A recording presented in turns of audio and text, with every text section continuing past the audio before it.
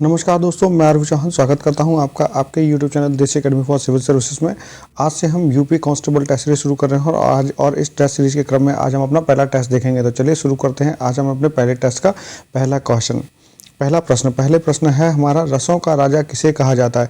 तो रसों का राजा किसे कहा जाता है, इसके ऑप्शंस है करुण रस, हास्य रस, श्रृंगार रस, वीर रस। तो इसका आंसर हो जाएगा श्रृंगार रस को रसों का राजा कहा जाता है। अगला प्रश्न है, निम्नलिखित प्रश्न में 4 विकल्पों में से उस विकल्प का चयन करें जो प्रत्यय से नहीं बना हुआ है। तो सबसे पहले जानते हैं कि प्रत्यय क्या होता है। प्रत्यय किसी भी शब्द के पीछे लगने वाले शब्दों को प्रत्यय कहा जाता है। तो ऑप्शंस हैं, कहना कि निम्नलिखित प्रश्न में 4 विकल्पों में से उस विकल्प का चयन करें जो प्रत्यय से नहीं बना हुआ। इसके ऑप्शंस हैं शिष्या, परिचय, शेरनी, दयामय। तो इसका सही आंसर हो जाएगा कि जो परिचय है वह किसी भी प्रकार के किसी प्रत्यय से मिलकर नहीं बना हुआ है। बाकी शेष विकल्पों के बारे में देखते हैं। जैसे शिष्या है, यह शिष्य प्लस आ, शिष्य धन आ, इसमें जो लगा हुआ है प्रत्यय लगा हुआ है, आप प्रत्यय लगा हुआ है और यह प्रत्यय जो है वह शब्द के पीछे लगा हुआ होता है। यह जो शब्द प्रत्यय है वह शब्द के पीछे लगा हुआ होता है। हमारा अगला है शेरनी, शेर धनी, नी प्रत्यय से बना हुआ है। शेरनी शब्द जो है वह नी प्रत्यय से बना हुआ और यह प्रत्यय किसी भी सार्थक शब्द के पीछे लगा हुआ होता है। अगला हमारा है दयामय, दयामय। तो यह दया धन मय शब्द से मिलकर बना हुआ था और इसमें जो मय शब्द है वह एक प्रत्यय शब्द है और यह किसी भी सार्थक शब्द के पीछे लगा हुआ होता है। तो ध्यान रखिएगा कि प्रत्यय हमेशा शब्द के पीछे ही लगता है। पूछा गया सवाल है, कहना कि प्रत्यय शब्द के किस भाग में लगते हैं। प्रत्यय शब्द के पीछे वाले भाग में लगते हैं। कई दर्शक गण विशेषण का उदाहरण है। कई दर्शक गण विशेषण का उदाहरण है निश्चित संख्यावाचक विशेषण, अनिश्चित संख्यावाचक विशेषण, निश्चित परिमाणवाचक विशेषण, अनिश्चित परिमाणवाचक विशेषण। तो इसका आंसर हो जाएगा अनिश्चित संख्यावाचक विशेषण, क्योंकि कई दर्शक गण में हमें यह नहीं पता चल रहा कि दर्शकों की संख्या कितनी है, इसलिए इसका आंसर अनिश्चित संख्यावाचक विशेषण हो जाएगा। अगला प्रश्न है हमारा, निम्नलिखित प्रश्न में उन 4 विकल्पों में से उस सही विकल्प का चयन करें जो रेखांकित शब्दों के सही अव्यय के भेद हों। देखते हैं रेखांकित शब्द कौन सा है। तो हमारा प्रश्न है कि सबने उसे बुरा कहा लेकिन वह अच्छा बना रहा। तो इसमें रेखांकित शब्द जो है वह लेकिन है। तो यही पूछा गया कि लेकिन किस प्रकार का अव्यय है। विस्मयादि बोधक अव्यय, समुच्चय बोधक अव्यय, क्रिया विशेषण अव्यय, संबंध बोधक अव्यय। तो यह समुच्चय बोधक अव्यय है, लेकिन जो है वह समुच्चय बोधक अव्यय है।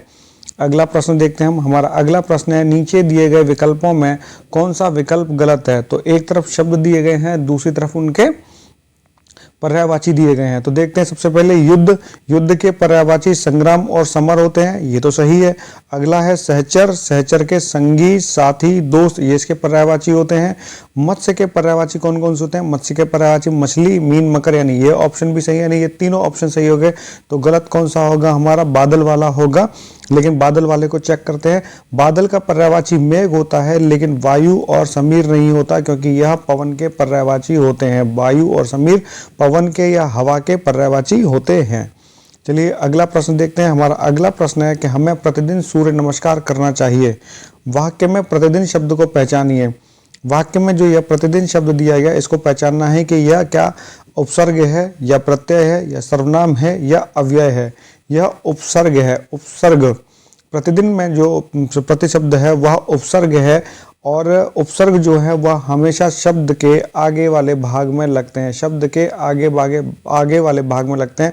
एग्जाम्पल से समझिए, जैसे ये प्रतिदिन है तो अगर इसको अलग करेंगे तो प्रति प्लस दिन लगेगा, प्रति प्लस दिन बनेगा। तो ये जो प्रति है यह उपसर्ग है जो शब्द के आगे वाले भाग में लगते हैं और जो वो प्रत्यय होते हैं वह शब्द के पिछले वाले भाग में लगते हैं। ये दोनों ही सवाल पूछे गए हैं, तो ध्यान से याद रखिएगा इस बात को।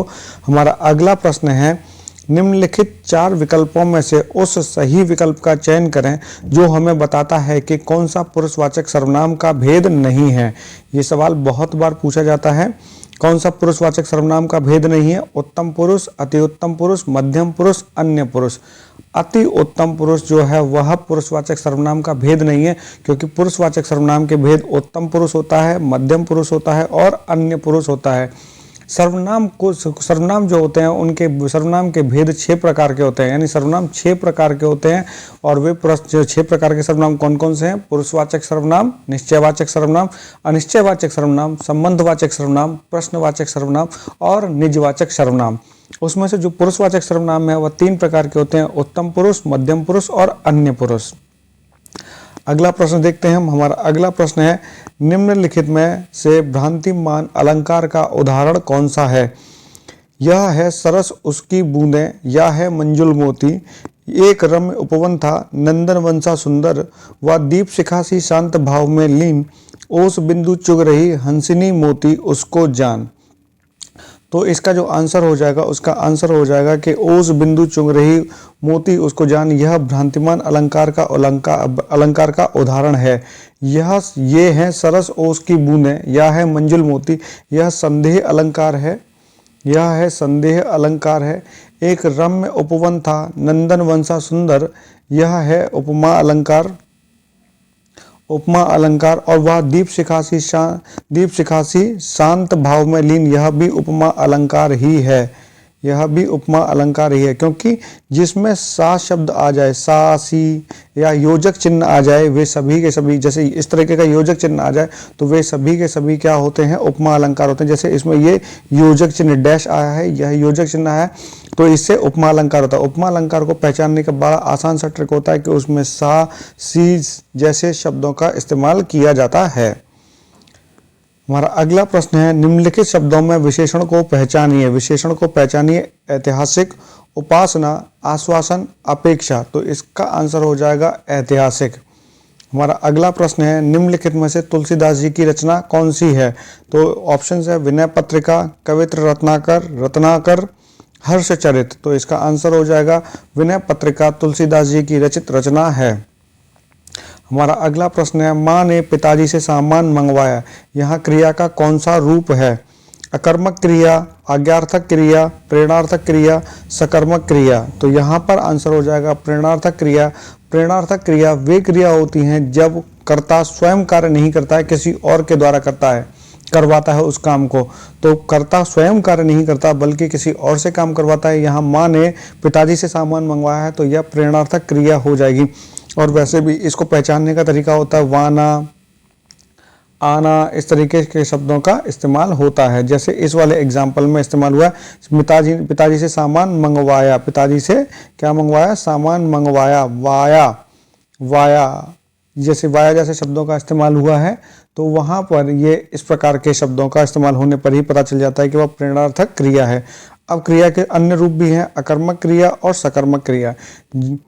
ये क्रिया के 2 अन्य रूप हैं। चलिए अगला प्रश्न देखते हैं हम। हमारा अगला प्रश्न है, निम्नलिखित प्रश्न में 4 विकल्प दिए गए हैं, जिनमें से एक शब्द दिए गए शब्द का सही तद्भव रूप है। यानी पूछा गया है कि कपोत का सही तद्भव रूप क्या होगा। ऑप्शन है कोयल, कबूतर, काम, काज। तो कबूतर का तद्भव होता है, इसका सही आंसर हो जाएगा कबूतर, क्योंकि कोकिल का जो तत्सम होता है वह होगा कोकिल। इसमें कोयल का कोकिल हो जाएगा, काम का कार्य हो जाएगा, इसमें कोयल का हो जाएगा कोकिल, काम का हो जाएगा कर्म, और काज का हो जाएगा कारज। ये इनके तत्सम शब्द हो जाएंगे। और कपोत का जो तद्भव होगा वह होगा कबूतर, क्योंकि कबूतर को तत्सम रूप में कपोत कहा जाता है। हमारा अगला प्रश्न है, उपकार को मानने वाला के लिए एक शब्द कौन सा होगा? उपकार को मानने वाले का कृतज्ञ, कृतघ्न, परोपकारी या धर्मज्ञ, इनमें से क्या कहा जाता है? तो उपकार को मानने वाले को कृतज्ञ कहा जाता है, उपकार को न मानने वाले को कृतघ्न कहा जाता है। जो व्यक्ति परोपकार करता है, दूसरों की भलाई करता है, उसे परोपकारी कहा जाता है। और जो धर्म का ज्ञान रखता है उसे धर्मज्ञ कहा जाता है। हमारा अगला प्रश्न है, उल्लास का सही संधि विच्छेद क्या होगा? उत प्लस लास, उल प्लस लास, उल प्लस आलस या उल प्लस आस। तो यहाँ पर इनमें से वैसे तो कोई भी नहीं होगा, लेकिन अगर उत के पीछे यह, क्योंकि इसमें हलंत संबंधी गलती है, तो उत प्लस लास इसका सही संधि विच्छेद होगा। ता के नीचे हलंत लगा होगा तो वही इसका सही संधि विच्छेद होगा। वाक्य को समाप्त करने के लिए किस चिन्ह का प्रयोग किया जाता है? अल्प विराम, उपविराम, विवरण चिन्ह या पूर्ण विराम। तो इसका सही आंसर हो जाएगा कि वाक्य को समाप्त करने के लिए पूर्ण विराम चिन्ह का प्रयोग किया जाता है, जो इस प्रकार से होता है। विवरण चिन्ह, विवरण चिन्ह के लिए हम इस प्रकार के चिन्ह का प्रयोग करते हैं। उपविराम, उपविराम, उपविराम के लिए हम इस प्रकार के चिन्ह का प्रयोग करते हैं, जिसमें इस प्रकार का विवरण चिन्ह में डैश लगाया जाता है, लेकिन उपविराम में डैश नहीं लगाया जाता है। और अल्प विराम में हम कॉमा, अल्प विराम में कॉमा वाले चिन्ह का प्रयोग करते हैं। हमारा अगला प्रश्न है, किस शब्द का प्रयोग सदा बहुवचन में होता है? गाय, दर्शन, बहन, लताएं। तो हमेशा दर्शन का प्रयोग बहुवचन में होता है, क्योंकि गाय का बहुवचन गायें होता है, बहन का बहुवचन बहनें होता है, और लता का बहुवचन जो होता है वह लताएं होता है, लताएं होता है। इसीलिए इसका सही आंसर जो होगा वह होगा दर्शन। अगला प्रश्न देखते हैं हम। हमारा अगला प्रश्न है, हिंदी में अल्प विराम का चिन्ह कौन सा होता है? ये वाला होता है, ये वाला, या ये वाला, या ये वाला। तो हमारा हिंदी में जो अल्प विराम का चिन्ह होता है वह ये वाला होता है, जिसे कॉमा कहते हैं। अभी बताया, ये पूर्ण विराम का चिन्ह है, यह प्रश्न विस्मयादिबोधक चिन्ह है, और यह प्रश्नवाचक चिन्ह है। ये पहला वाला जो है ऑप्शन ए है, यह प्रश्नवाचक चिन्ह है। ऑप्शन बी विस्मयादिबोधक चिन्ह है। ऑप्शन सी पूर्ण विराम है, और ऑप्शन डी जो है वह अल्प विराम का चिन्ह है। हमारा अगला प्रश्न है, निम्नलिखित वाक्यों में शुद्ध वाक्य को चुनिए। चाहर दीवारी के पार एक सुंदर इमारत है। चाहर दीवारी के पार एक सुंदर इमारत है। भारत कभी ब्रिटेन के अधीन था। एक गुलाब की माला खरीद लेना, यह कार्य अत्यंत महत्वपूर्ण है। तो इसमें पहले वाले ऑप्शन से देखते हैं। पहले वाले ऑप्शन में चार दीवारी के पार एक सुंदर इमारत है, इसमें चाहर दीवारी नहीं होगा, क्योंकि चाहर दीवारी नहीं बल्कि चाहर दीवारी होता है। चाहर दीवारी होता है, चाहर नहीं बल्कि चाहर दीवारी होता है। दूसरे में अधीन शब्द, भारत कभी ब्रिटेन के अधीन था, इसमें अधीन नहीं बल्कि अधीन होना चाहिए शुद्ध शब्द होने के लिए। अगला प्रश्न है, हमारा अगला प्रश्न है, निम्नलिखित में से शुद्ध वाक्य का चयन करिए। नौकर आटा पिसवाने गया है। नौकर आटा पिसवाने गया है। एक गुलाब के फूल की माला ले आओ। यहाँ सर्वोत्कृष्ट ज्वर की चिकित्सा होती है। परमात्मा के अनेक नाम हैं। तो शुद्ध वाक्य देखना है। तो सबसे पहले प्रश्न ऑप्शन को देखते हैं। नौकर आटा पिसवाने गया है, तो सबसे पहले यहाँ यही गलती है कि आटा पिसवाया नहीं जाता है। एक गुलाब के फूल की माला ले आओ, तो गुलाब के फूल की माला होती है, एक गुलाब की माला नहीं बनती है।